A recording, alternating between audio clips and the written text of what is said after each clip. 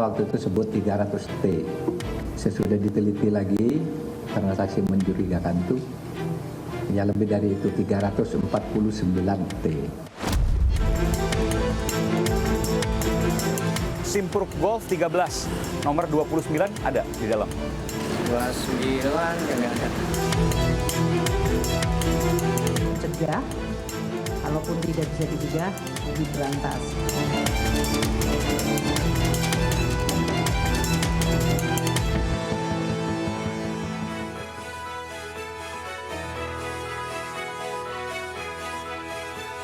Halo, selamat malam pemirsa. Sejak nama Rafael Alun Trisambodo muncul ke permukaan atas kasus penganiayaan yang dilakukan sang anak Mario Dandi terhadap David Ozora, itulah mula Kementerian Keuangan menghadapi badai. Harta berlimpah, namun kekayaannya berbeda jauh dari apa yang dilaporkan resmi. Bahkan sangat jauh, lebih dari 10 kali lipat, mungkin lebih. Geng pajak Rafael pun diburu. Rekan sejawat Rafael Alun Trisambodo ikut diperiksa KPK. Satu persatu publik mengungkap hedonisme pejabat. Bukan hanya pejabat pajak, tapi juga bea dan cukai. Flexing alias pamer kemewahan sejumlah pejabat dan keluarga Kementerian Keuangan merambat ke Kementerian Sekretariat Negara, Badan Pertanahan Nasional BPN, hingga pemerintah Provinsi Riau. Ketika hedonisme sejumlah pejabat dipertontonkan, terungkap transaksi mengejutkan di Kementerian Keuangan yang dikatakan oleh PPATK sebagai money laundering alias tindak pidana pencucian uang. Anda tahu nilainya? 349 triliun rupiah. Pertanyaannya, ada apa di balik ini semua? Saudara saya Aiman Wicaksono, saya akan mengupasnya. Anda menyaksikan The Prime Show with Aiman.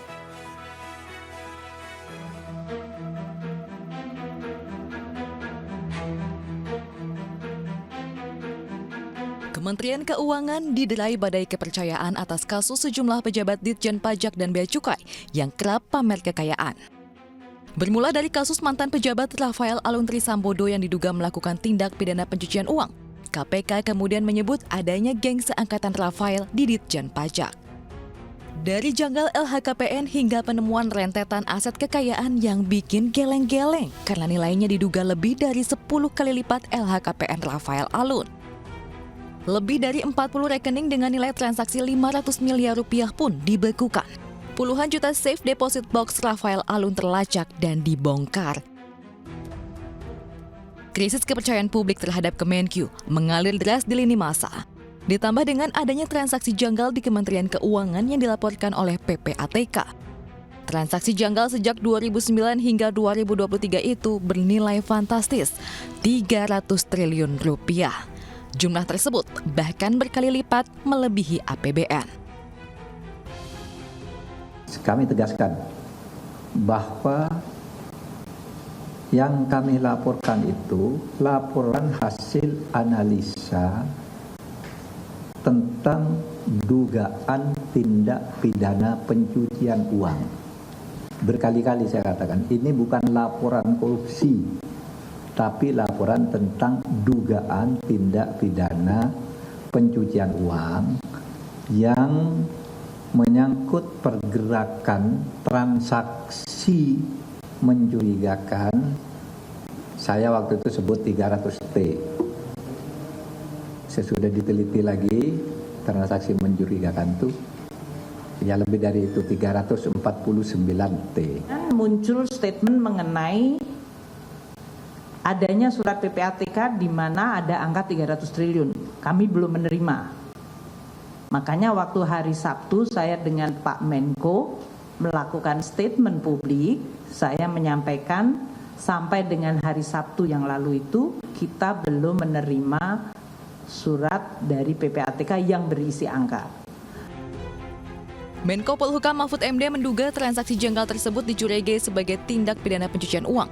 Transaksi itu melibatkan lebih dari 467 pegawai Kemenkyu yang berasal dari 160 laporan PPATK sejak 2009 hingga 2023.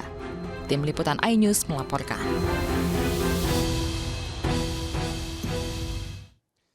Benarkah ada bau busuk dari TPPU, tindak pidana pencucian uang entah berantah, dan terkait dengan tindak pidana, dugaan kuat, 300 triliun rupiah lebih. Saya akan mengundang narasumber istimewa saya pada malam hari ini. Nanti akan ada Prof. Renald Kasali, ahli ekonomi dan ahli perubahan, serta Alma Syafrina, peneliti Indonesia Corruption Watch, Saud Situmorang, pimpinan KPK tahun 2015 dan 2019, hingga 2019 maksud saya, serta Habibur Rahman, anggota Komisi 3 fraksi Partai Gerindra. Saya ke Bung Habibur Rahman. Bung Habib sudah bergabung? Iya, Bung Habib, tadi saya lihat seru sekali ya hari Selasa rapat dengan PPATK. Anda bisa menyimpulkan apa yang kemudian didapat DPR dari yang sebelumnya dikatakan transaksi mencurigakan, tadi firm, tadi tegas dikatakan sebagai tindak pidana pencucian uang. Betul demikian? Halo. Ini siapa nih? Ke saya? Iya, ke Bung Habib. Silakan Bung Habib. Ya, jadi kita tadi rapat, ya belum selesai karena memang tidak bisa kita hanya rapat dengan PPATK, karena ini awalnya kan dari pernyataannya Pak Mahfud. Ada ya aliran pergerakan mencurigakan, itu bahasanya Pak Mahfud. Ya. Lalu di kalimat berikutnya adalah ini disandingkan dengan berita soal 69 harta pegawai di Kemenko yang dianggap tak wajar. Kalimatnya kan begitu. Nah di luar yang 69 tidak wajar itu, ada lagi kata Pak Mahfud tempo hari sekitar 300 triliun lebih.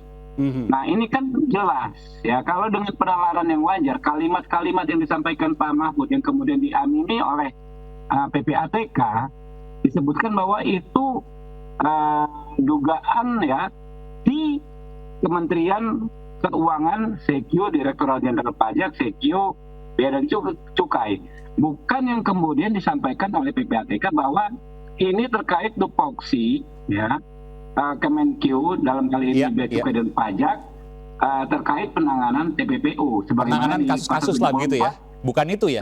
Di pasal 74 Undang-Undang pencegahan TPPU. Nah ini kan ada misleading gitu loh. Dia mengamini sesuatu yang dinalarkan kita pahami sebagai ya terjadi di lingkungan Kementerian Keuangan, tiba-tiba dibilang bukan itu. Oke. Nah ini kan harus dikonfirmasi dengan Pak Mahfud. Iya.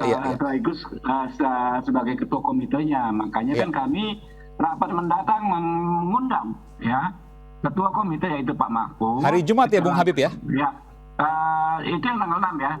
Sekretaris komite Ibu Sri Mulyani dan sekretaris komite ini si Pak Ivan ini sekaligus Ibu Sri Mulyani anggota komite. Okay. Kurang lebih begitu. Jadi hari ini kita belum dapat apa-apa ya, malah justru kayak bingung sendiri ya teman-teman dari PPATK. Malah bingung. Karena kita mengkonfirmasi kalimat yang sebetulnya awalnya bukan dari mereka. Ya Bung Habib, mohon maaf saya potong. Saya tahu bahwa Anda juga praktisi hukum, ahli hukum juga ya. Dan Anda melihat dari pernyataan PPATK ini hal yang memang baru karena sumbernya semua kan dari PPATK. Saya bicara soal intuisi Anda. Ada korupsi nggak di 300 triliun rupiah lebih ini? Dugaannya. Halo? Bung Habib? Ya, ya itu dia yang menjadi pertanyaan kita gitu loh. Kita harus jelas dulu pernyataannya Pak Mahfud ini, ya kan? Awalnya kan dibilang di Kementerian Keuangan, Sekio, Pajak, lalu Bea dan Cukai. Kenapa tiba-tiba berubah narasinya bahwa itu terkait tupoksi mereka mengusut TPPU di dua sektor tersebut. Nah ini yang perlu kami konfirmasi. Saya nggak mau ya bikin langsung menuduh dan lain sebagainya, apalagi asumsi. Kita nggak mau, tapi kita pengen kejelasan dari mana ini gitu loh. Tapi kan begini, tadi di PPATK jelas mengatakan bahwa ini TPPU-nya terkait dengan Kementerian Keuangan. Apakah kasus yang sedang ditangani ataukah terkait dengan internalnya? Kan bisa saja. Bahkan Pak Mahfud saya juga mendengarkan soal itu. Menafsirkan pernyataan Pak Mahfud yang kemudian pada hari yang sama diamini oleh Pak Ivan, itu di kementerian, bukan terkait tupoksinya. Betul, gitu. Betul. Nah, tapi kan tadi nggak ada Pak Mahfud, sehingga nggak bisa Pak Ivan mengkonfirmasi pernyataan-pernyataannya Pak Mahfud gitu. Jadi Komisi 3 akan terus mengejar ini. Rencananya Ya. bertemu Pak Mahfud ini hari Jumat ya, Bang Habib ya? Iya, betul, kita panggil semua. Dan Termasuk Ibu Sri Mulyani kita panggil. Oh, bareng juga nanti hari Jumat? Iya, sebagai anggota komite itu. Oke. Jadi tadi sempat ngobrol juga mungkin satu fraksi, Partai Gerindra atau partai-partai yang lain juga. Semua anggota DPR Komisi 3 bingung dengan pernyataan PPATK karena berbeda-beda ini. Iya, betul. Tadi jawabannya juga kan kita malah ikut bingung gitu kan. Ada bau busuk dong di sini, Bung Habib. Ya, Anda tafsirkan silakan, kalau kami ini kan bicara sesuai dengan apa yang terjadi di ini. Kami nggak mau berasumsi. Anda nilai sendiri silakan.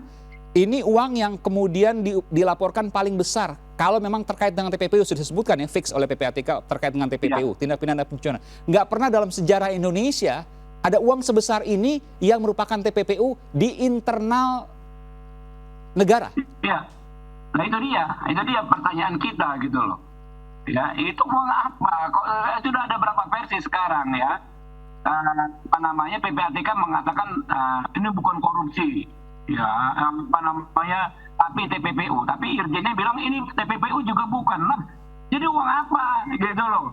Sampai ribut satu negara ini diungkap angka itu, tiba-tiba nggak ada apa-apa gitu. Baik. Kita tunggu nanti Bung Habib hari Jumat bersama dengan Pak Mahfud, Menko Polhukam dan juga Menteri Keuangan Ibu Sri Mulyani. Baik, kita akan tunggu kiprah Komisi 3 DPR. Terima kasih Bung Habibur Rahman dari fraksi Partai Gerindra Komisi 3 DPR. Saya ke Bung Almas, Mbak Almas maksud saya. Mbak Almas, ada bau busuk di sini? Iya. Jelas, ICW mencium itu. Pertama, sangat disayangkan ya, hari ini Kementerian Keuangan seolah sibuk bela diri di depan publik. Bukan sibuk menindaklanjuti terkait dengan temuan atau laporan PPATK yang menyebut ada dugaan atau indikasi tindak pidana pencucian uang.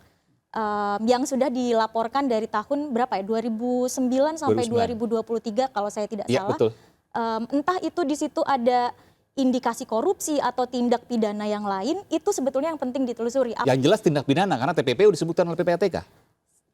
Salah satu tupoksi dari PPATK itu kan memang memeriksa ada dugaan tindak pidana pencucian uang. Nah, tindak pidana pencucian uang ini dia bisa berdiri sendiri atau dia berkaitan dengan tindak pidana asalnya. Bisa korupsi, bisa terkait dengan perpajakan, cukai, kapabeanan, begitu ya. Justru itu yang harus ditelusuri. Bahkan bisa lebih besar dari korupsi kan, karena bisa dari tindak pidana yang lain. Iya, bisa karena PPATK kan sudah menyebut ya sejak awal ada indikasi pencucian uang. Seharusnya ini yang ditindaklanjuti oleh Kementerian Keuangan. Justru Kementerian Keuangan seharusnya berterima kasih kepada publik dan PPATK begitu ya, yang kemudian tanda kutip PPATK melaporkan membongkar ada dugaan indikasi tindak pidana pencucian uang. Indikasi tindak pidana pencucian. Saya akan mencoba untuk menayangkan kembali hasil program dari The Prime Show with Aiman ketika saya mencoba untuk datang ke salah satu rumah milik Rafael Alun Trisambodo, ex pejabat pajak, yang harganya luar biasa dan itu tidak dilaporkan di LHKPN. Kemudian juga ada nanti mobil Rubicon yang diatasnamakan orang lain yang tidak mungkin dimiliki oleh dia, karena saya langsung menuju ke rumahnya si pemilik Rubicon itu. Menggunakan nama orang lain, bahkan diduga ada pejabat yang melindunginya yang dikatakan sebagai pejabat kepolisian berpangkat Ajun Komisaris Besar Polisi. Saya putarkan dulu yang di Simpruk, saudara. Di belakang saya ini adalah rumah duta besar dari Republik Mozambik. Dan di sebelahnya ada rumah yang diduga dimiliki oleh Rafael Alun Trisambodo, pejabat eselon 3 Direktorat Jenderal Pajak yang telah mengundurkan diri. Anda bayangkan seorang pejabat pajak ya, eselon 3, bukan eselon 2 atau eselon 1, memiliki rumah di kawasan yang paling elit, di kawasan elit Jakarta Selatan. Ini adalah kawasan elit Jakarta Selatan, Permata Hijau. Dan kawasan paling elit di sini, salah satunya adalah di Simpruk Suite, Simpruk Golf. Saya akan menuju ke sana dan ia memiliki rumah seluas 670 meter persegi lebih. Simpruk Golf 13. Nomor Ini 14. 13 kan ini? 13. Nomor 29 ada di dalam. 29 enggak ada. Ini ada rumah Pak Rafael Alun di sini ya? Ini rumah singgah kayaknya. Rumah singgah. Oh, Kayaknya dia nggak pernah ada kita. Kita nggak Oke. tahu karena kita baru 5 bulan di sini. oke. Masuk 5 bulan. Taunya rumah singgah di sini dari mana, Pak? Kemarin kan supir-supirnya datang. Oh, ada berapa supirnya? Satu. Pakai mobil apa? Mobil plat merah tuh, Pak. Plat merah. Plat merah tapi punya rumah di sini. Oh, saya nggak tahu. Anda tahu harganya, saudara? Bapak tahu harganya nggak di sini, Pak? Per meter? Nggak tahu. Harganya, saudara, per meter ini berkisar antara 70 juta hingga 100 juta rupiah per 1 meter persegi. NJOP-nya, kalau saya cek dari Dinas Pendapatan Daerah ya, NJOP di PBB, di Pajak Bumi dan Bangunan, itu di atas 35 juta rupiah. Saya akan tayangkan nanti, saudara, terkait dengan investigasi dari The Prime Show with Aiman, juga soal mobil Rubicon yang dikatakan dimiliki oleh seseorang yang tidak mungkin ia miliki karena ia merupakan PHL, petugas harian lepas yang pernah bekerja di Laboratorium Forensik Polri. Dan ada dugaan yang melindungi atau yang meminta agar nama Rafael dialihkan ke nama PHL tersebut yang bernama Asep Saifuddin, Asep ya. Itu adalah seorang polisi berpangkat AKBP, Ajun Komisaris Besar Polisi. Nanti saya akan tampilkan setelah jeda, saya akan segera kembali, saudara, eksklusif di Aiman.